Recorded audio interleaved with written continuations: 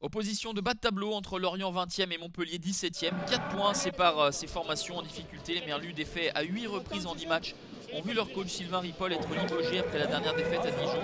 Pour l'instant, Franck Hayes assure l'intérim comme il l'a fait en milieu de semaine lors de l'élimination en Coupe de la Ligue à Rennes. Dans cette même compétition, Montpellier s'est donné un peu de confiance en disposant de Laval 2-0 et surtout en gardant la cage inviolée, ce qui est rare pour la défense héroltaise qui a déjà encaissé 23 buts depuis le début du championnat.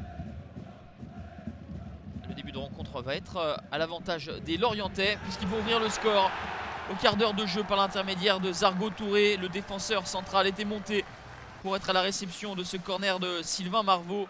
Une tête smatchée, piquée, qui trompe Laurent Pionnier, titulaire à la place de Geoffrey Jourdraine.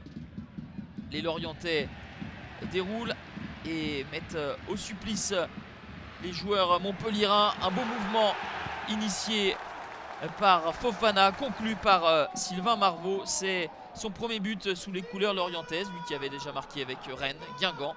Et bien, il a fait le tour de la Bretagne et marqué avec chacun des maillots qu'il a porté. 2-0 donc pour Lorient à la 25e minute. Des Montpelliérains plutôt inoffensifs vont avoir une occasion avec ce ballon de Sanson qui vogue dans la surface de réparation lorientaise. Et en embuscade, c'est le Sénégalais Souleymane Camara qui réduit l'écart à 2-1. Et ce but qui relance totalement la partie.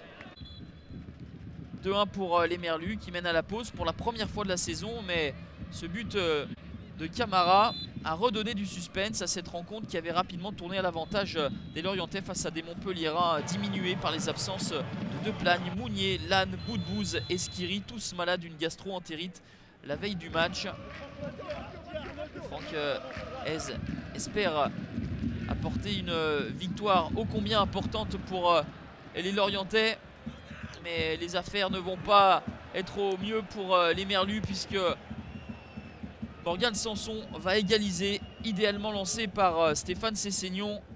Les Montpelliérains, en dépit de nombreuses absences, ont de la ressource mais aussi du talent. Superbe enchaînement de Morgan Sanson qui élimine le compte et ensuite parvient à marquer dans le but vide. Ça fait 2 buts partout à 20 minutes de la fin devant les quelques supporters montpelliérains qui ont fait le déplacement. Montpellier insatiable, en veut toujours plus avec cette frappe de Souleymane Camara repoussée par Lecomte. Habituellement, c'est Montpellier qui se fait rejoindre. Cette fois-ci, c'est l'inverse. De 0-2, ils sont revenus à 2 buts partout. Il y avait même une balle de 3-2. On en reste à 2 partout. Premier nul de la saison pour Lorient qui ne décolle pas de sa dernière place. Montpellier conserve ses distances avec son adversaire du soir et accueillera positivement ce point du nul à l'extérieur.